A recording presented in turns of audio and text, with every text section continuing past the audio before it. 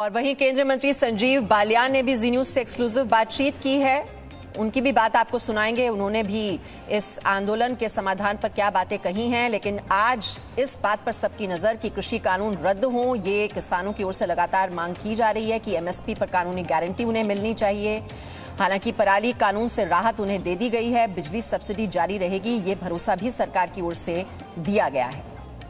तो आधी बात बनी है और आधी क्या आज बनेगी, ये 8वें दौर की बातचीत। 8 तारीख है आज, तो क्या निकलेगा समाधान? अब से 1 घंटे के बाद विज्ञान भवन में ये बैठक, बहुत ही महत्वपूर्ण बैठक किसानों और सरकार के बीच।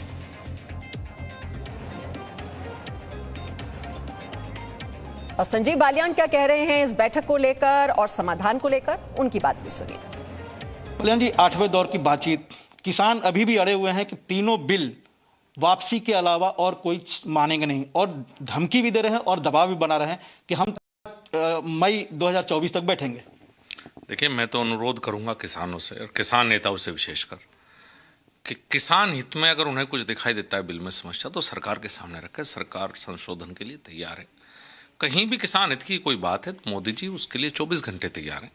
तो मुद्दे पर आ जाएं, मुद्दे की बात करें। देश इसका हल चाहता है, सरकार हल चाहती है, और मुझे उम्मीद है किसान भी इसका हल चाहेंगे। तो मैं तो प्रार्थना करूंगा किसान नेताओं से कि आज मुद्दों पर बातचीत करें, उस समस्या का हल निकालें। सर, पहले भी ऐसे हुए हैं, किसान आंदोलन हुए थे, और कोई भी बिल अगर विवादास्पद हो गया है, किसानों को लग रहा है कि उसमें कुछ कमियां हैं, तो राज्यों पर छोड़ा गया। क्या इस बार भी सरकार ऐसी अगर बिल को लेकर कोशिश करेगी या उनको मनाने के लिए? क्योंकि राज्यों पर छोड़ने पर भी ये बात किसान कर रहे हैं कि हम नहीं मानेंगे, ये लॉलीपॉप होगा। अब बात ये है कि बात किसानों की तरफ से आए तो शायद सरकार कोई विचार करेगी। अब किसानों की तरफ से शायद अब तक ये बात नहीं आई, तो शायद कृषि मंत्री या और मंत्री जब ही निर्णय ले पाएंगे जब किसानों की तरफ से बात आई। ये ट्रैक्टर रैली निकाल रहे हैं, नहीं हटने का दबाव बना रहे हैं, सरकार अपनी तरफ से पूरी कोशिश कर रही है, बावजूद इसका हल कैसे निकलेगा?